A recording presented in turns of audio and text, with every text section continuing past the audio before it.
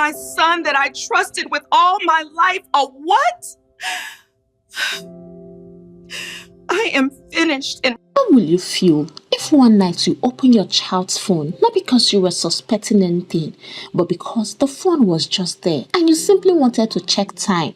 And then, from time checking to endless trolling, only to see what made your heart almost stop breathing. Remember, you brag about the same child. He or she is the one you trusted the most and the one you believe God gave you as compensation of all your stress. Will you faint? Will you scream? Will you collapse on the floor? Or will you, like Nina, lock yourself inside the room because you don't trust what anger might push you to do? It was almost midnight. The house was quiet. The only light in the sitting room was from the rechargeable lamp because NEPA had taken light as usual. Kamsi had fallen asleep on the couch while pressing his phone, something he rarely did. He was always careful with that phone. But that night, the boy was tired. Deep sleep held him like a thief holding stolen goods. His phone slid from his hand and landed beside his mother. At first, Nena only wanted to check the time. She tapped the screen. The phone asked for its pattern, and immediately her mind flashed back to one afternoon. That brief moment when she had walked into the kitchen and seen Kamsi drawing a pattern on his phone. She didn't mean to memorize it, but that smile he gave when he realized she almost caught him, that suspicious nervous smile made her store it in that part of a woman's brain that never forgets things. She drew it and the phone unlocked. At first, everything looked normal.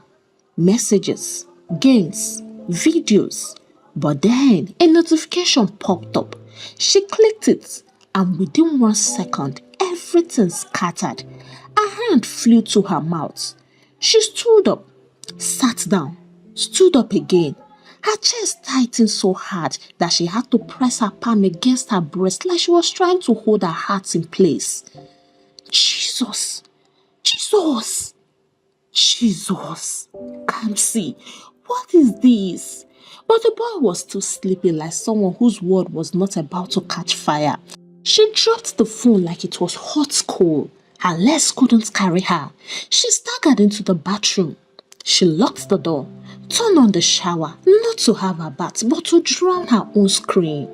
Her head was spinning, her throat was burning, and her lungs refused to take in air. For minutes she stood there, letting the shower swallow her confusion. Then, she did something she never thought she would ever do. She locked herself inside her room.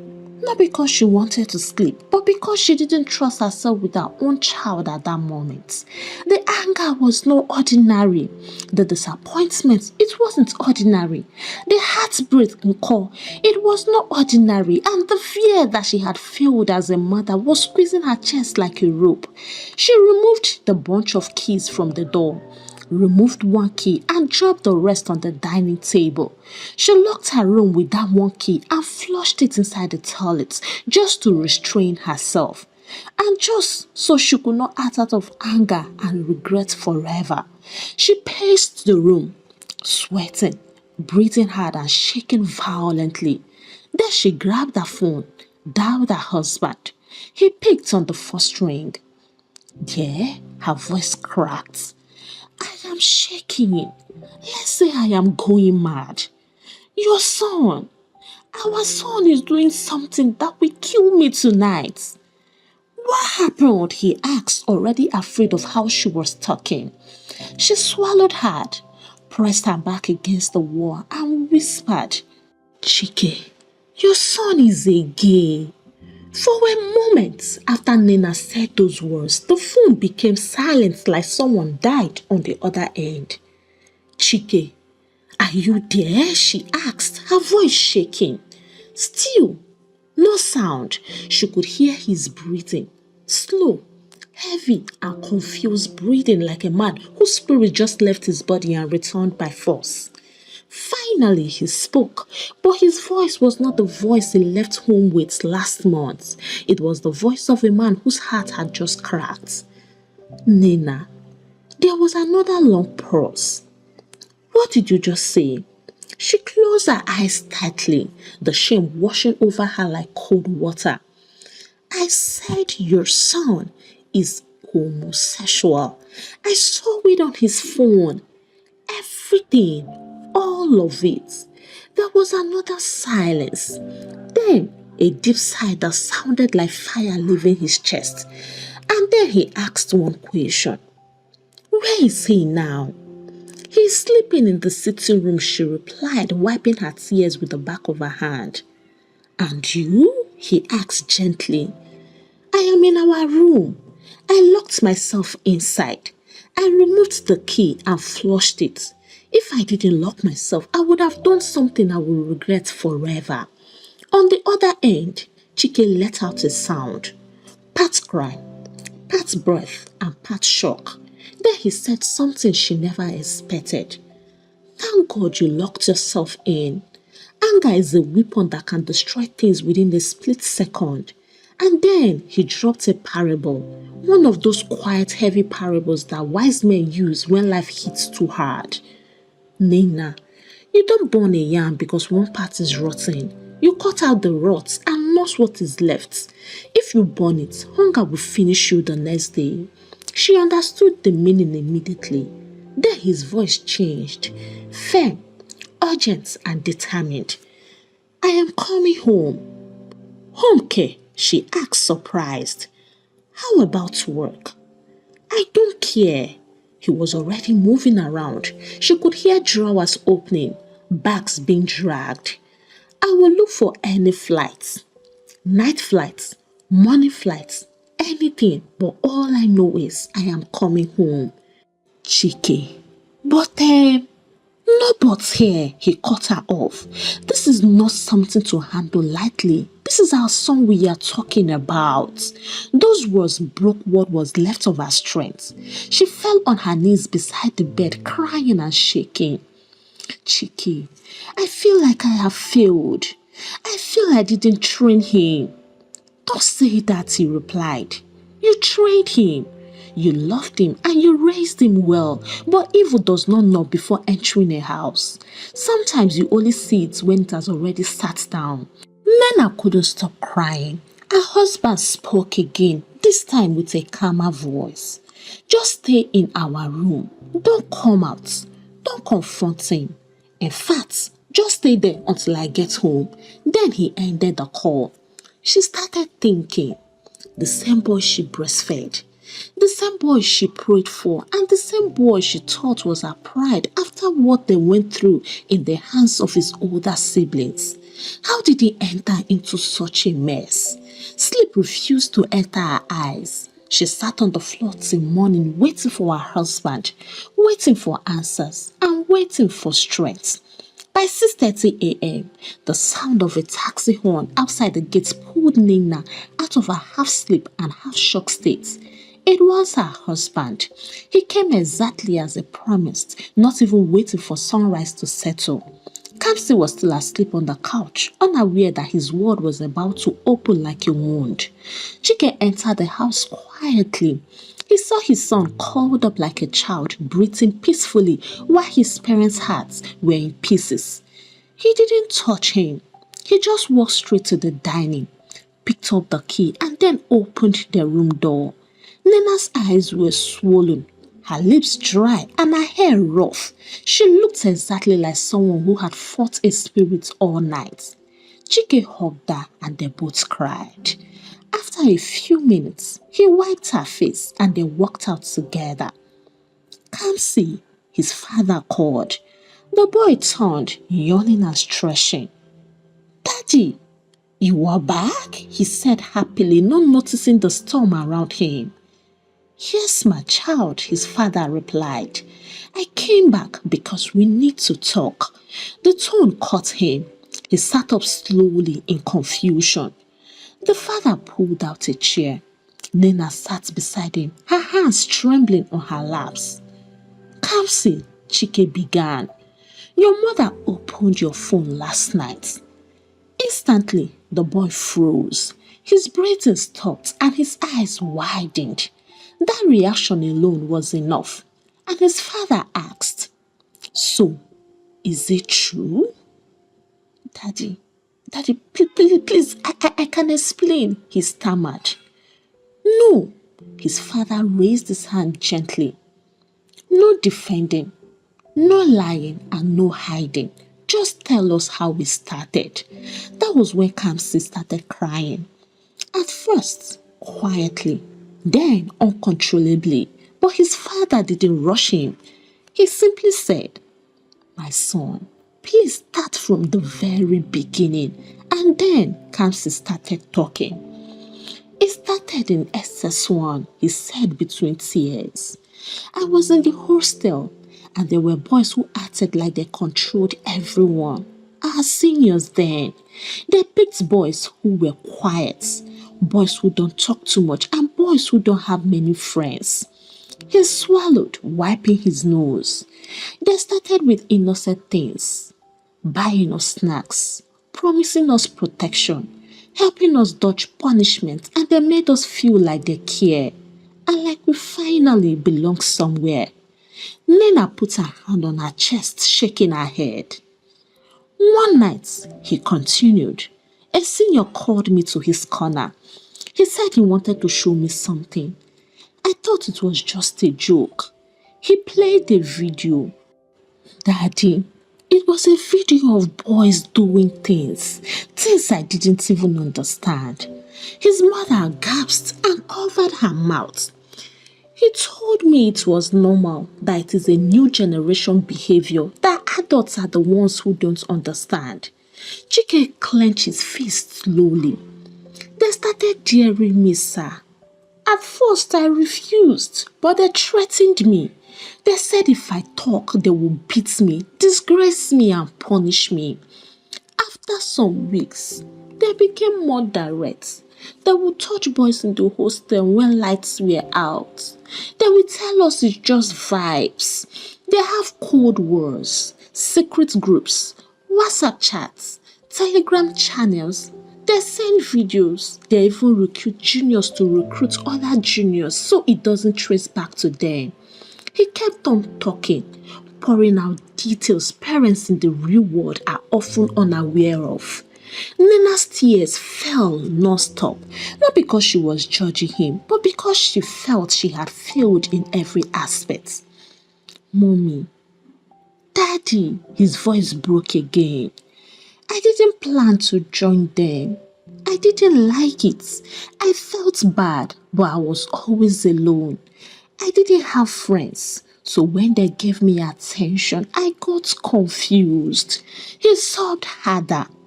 By the time I wanted to stop, I realized I've been trapped, so I started hiding and doing it secretly. Even after I left secondary school, I was still enjoying it. Will I say I am now addicted? He covered his face in shame. I wanted to tell you both, but I don't know how. I didn't want to disappoint you as well. Nina cried out. Kamsi, why didn't you tell us? Why? He shook his head. You and Daddy are always working. I didn't want to stress you. I thought I would stop. I thought I could handle it on my own. Then he whispered the most painful sentence. I didn't know it had already handled me. Chike leaned forward, holding the back of his head with both hands. Kamsi, listen to me. We are not here to kill you, and we are not here to curse you. We are here to fight for you. Kamsi looked up shocked. Fight for me? Yes, his father replied firmly. We will fight for you. We will pull you out. We have decided that we will not lose you. Not to this and not to anything. Kamsi wiped his eyes with the edge of his shirt, unable to look at either parent. Nena kept touching her chest like she was reminding her heart to keep beating. Chike stared into space, thinking, calculating and planning. Finally, he said, Go and have your bath. Wear something clean. We are going out. Kamsi nodded and walked away quietly. As soon as he entered the bathroom, Nena looked at her husband. Chike, what do we do now? Where do we start from? He held her shoulders. We start from God, and then we go to knowledge, and then discipline, one step at a time. Lena nodded, wiping her eyes again. And we must do it together, Chike added. No blaming, no shouting, and no pushing.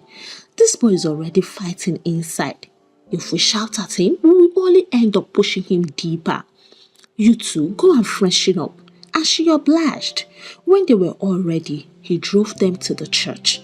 Their pastor was a peaceful, calm man in his 50s, the type that didn't shout prayer like a wrestler but spoke with a quiet authority that could break a mountain. When they entered his office, Nena held her son's hand like she would lose him if she let go. Chike remained composed, but pain sat inside his eyes. The pastor listened carefully. He didn't rush and he didn't interrupt. When they finished, he exhaled deeply. Kamsi, he called out. Yes, sir, the boy whispered. You are not a bad boy. Something happened to you. Something entered your life because of who you are. Kamsi started crying again. But hear me well, the pastor continued. You can fight it. You can win and you can be free. He prayed for him, then he gave him 3 books. One for identity, another for purity, and the last one for controlling the mind. He turned to his parents and said something that shocked them. Take him for therapy. Prayer and knowledge must go together. Don't neglect his mind while fixing his spirit. Chike shook his hand respectfully. Thank you, sir. Therapy was harder than church because in therapy, you talk, you open wounds, and you expose things you hid under your heart. The therapist was a kind woman, patient and very gentle with him. During the first section, Kamsi barely spoke. He kept looking at the floor and he cried quietly, but the woman didn't push. The second section, he said a little more than he had told his parents about the senior in school, about fear, about loneliness, and about confusion. The third section, he opened up fully. The woman began her job professionally, but there were nights Kamsi tried to go back, and there were days those boys kept coming for him. This time, he opened up to his parents. He didn't hide anything at all from them.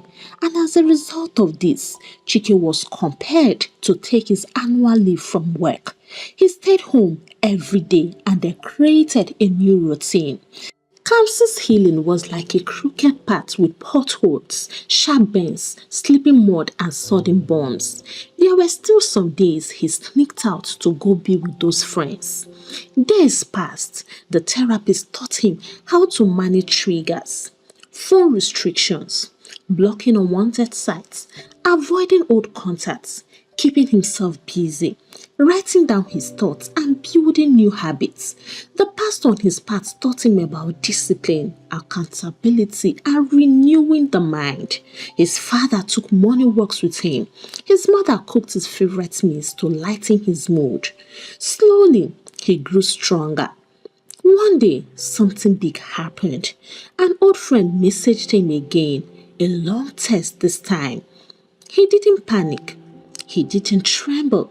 He simply replied, My friend, I am done with that life.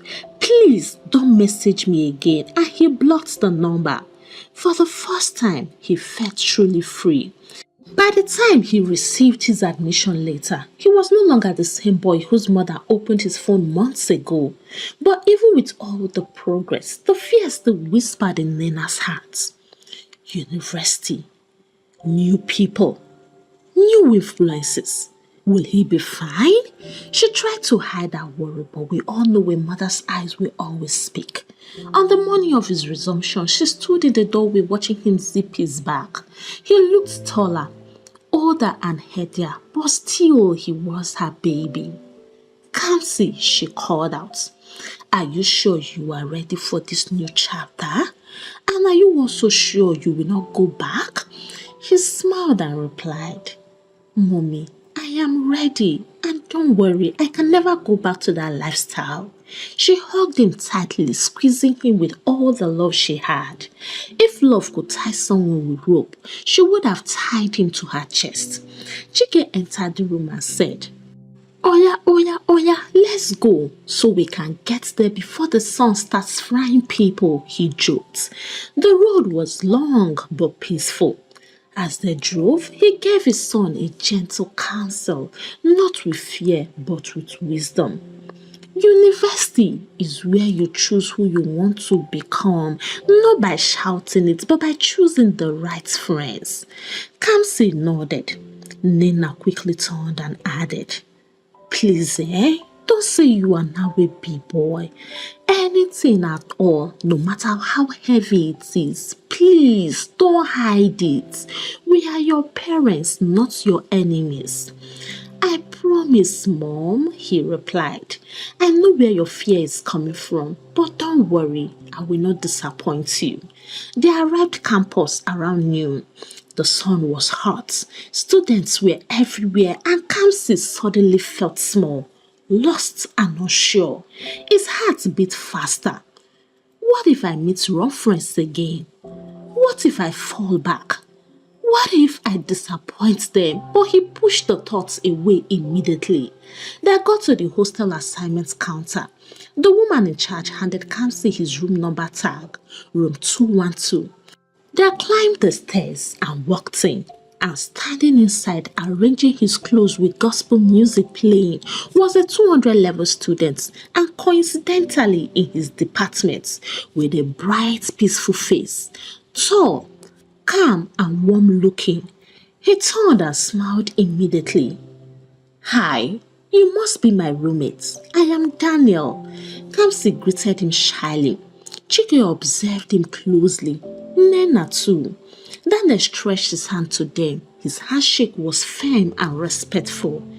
Good afternoon, sir, and good afternoon, ma'am.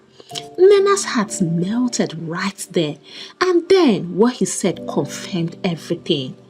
I would have helped you arrange your things, but I'm actually the prayer secretary in my fellowship and I am rushing for our prayer meeting. She looked up like she wanted to thank heaven immediately. She observed Daniel before he left for the meeting. Everything about him was peaceful and safe. When it was time to leave, Nena's eyes were full of tears again. Kamsi, she said, please be strong. I will, mommy, he replied. Chike hugged him firmly. No matter what happens, call me. I am not the far father you used to know. I am here permanently. Kamsi nodded, smiling. They waved goodbye and walked down the hostel steps. But halfway, Nena couldn't hold it anymore. She burst into tears. Chike wrapped his arm around her. Don't cry, my wife, he said. He's in safe hands, both God's hands and good company. She nodded, wiping her tears. God really answered us. Yes, Chike said, smiling gently. He answered us in good time. That evening, Daniel introduced Kamsi to his friends. All gentle, serious-minded and studious boys. They studied together, prayed together, ate together, held each other accountable, helped each other stay disciplined, and Kamsi for the first time in a long time felt like he belonged to the right group. No pressure, no fear, no secrecy, no manipulations, just genuine friendship. He didn't fight alone anymore, and that made all the difference. By the end of his first semester, he was stronger than ever, more focused, more confident, and more healed. 4 years passed like 4 months. 4 years of growing, 4 years of learning, 4 years of fighting temptations and winning, 4 years of surrounding himself with the right people, 4 years of prayer meetings, therapy follow-ups, academic focus, and genuine brotherhood. And at the end of it all, he graduated, not just with a degree, but with a testimony. On the graduation day, his parents sat side by side holding hands like newlyweds. Their marriage had become stronger, their love had become deeper, and their unity had become unshakable because fighting for a child can break a family, but it can also bind a family tighter than iron.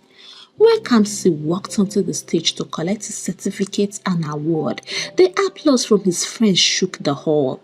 Even lecturers smiled proudly. Kamsi looked into the crowd and saw his parents crying. Not the painful tears of what he saw that day in the living room, but tears of pure joy, relief, and gratitude. Later that evening, when they sat together, Kamsi held his parents' hands. Daddy, Mommy, thank you for not giving up on me. Nena shook her head. No, my son, thank you for fighting. Thank you for choosing the right path and thank you for coming back to yourself. Chike added, the day you told us you were done with your past life, I started saving money. Kamsi frowned lightly. For what? Chike smiled. To relocate. Nena looked at him lovingly. Yes, your father had resigned. No more long distance marriage. No more living apart. We want to enjoy our old age together and start a new business. Now that we have finished training you our last child and your siblings are independent, there is no point to working under an organization even though the pay is reasonable. It's now time for enjoyment. They all laughed over it. True to his word, Chike opened a new business in town. They were always home before 6 p.m. No more sleeping in different states and no more video calls replacing physical presence. Their house became warm again and they became fresh, inseparable lovers. Kamsi on his path grew into a responsible young man, focused, calm, spiritually grounded, mentally strong, and emotionally stable. 2 years after his graduation, something beautiful happened. Kamsi met a young woman during a mission outreach. Her name was Chiamaka. They became friends, then close friends. From there, something deeper grew, and that thing landed them on the altar, exchanging marital vows. And that was how Kamsi's life didn't end in shame. He fought, his parents fought, God helped, and victory came beautifully. And his story became a reminder that sometimes the child you think is safe may be worse than the ones you call black sheep, and that child may actually be the one who needs you the most. Hey, African Tales by Karma Tribe, how are you all doing? For me, I am doing just fine. I hope you learned one or two things from the story as much as I did. Before I leave today, kindly permit me to say this. Dear parents, don't assume you know your children. Please know them indeed. The child who sleeps under your roof can still be fighting battles you have never imagined. Many parents spend time feeding the body, paying school fees, providing comfort, but neglect the most important things. Some children are drowning quietly under their parents' roofs. Some are following the wrong crowd because nobody checked early. Some are broken in places you can't see because their parents were too busy trying to give them a good life. Such parents had forgotten that a good life is not school fees. A good life is not designer clothes, and a good life is not a nice house. A good life is guidance, presence, conversation, correction, and connection. Be close enough for your child to tell you the truth. Be wise enough to listen without anger. Be patient enough to walk them through their mistakes. And above all, be united as husband and wife. Because the moment parents start fighting each other, the devil collects the children one by one. Let this be your takeaway. If you don't raise your child intentionally, the world will raise them carelessly. If you don't guide them, someone else will misguide them. And if you don't enter their hearts early, bad influences will enter before you. 1 Peter chapter 5 verse 8 says, "Be sober, be vigilant, because your adversary the devil as a lion walketh about, seeking whom he might devour." The devil is not roaming the streets to catch trees or stones. He's after children. He's after destinies. He's after families. He's after the quiet ones nobody checks. And he's after the lowly ones who don't know how to speak. As a parent, you must understand that your silence is a doorway. Your assumptions are open gates, and your busyness is the permission slip the devil uses to enter your home. Your child doesn't need a perfect parent. Your child needs a present parent, a parent who prays with them, not only for them, a parent who notices changes quickly, a parent who doesn't allow society, social media, or school hostels to become the real mentors. On this note, I sign out from today's story. And it is my prayer that none of our children will become a casualty in the hands of the enemy. In Jesus' name, amen. Kindly share your thoughts with me in the comment section. What do you think about the story? Don't forget to give it a thumbs up, share out to your loved ones. And if you have not subscribed to this channel, but now, what are you waiting for? Kindly punch on that subscribe button so that you can join the Karma tribe free of charge. And until I bring the next interesting story your way, it is a goodbye from here, and God bless you.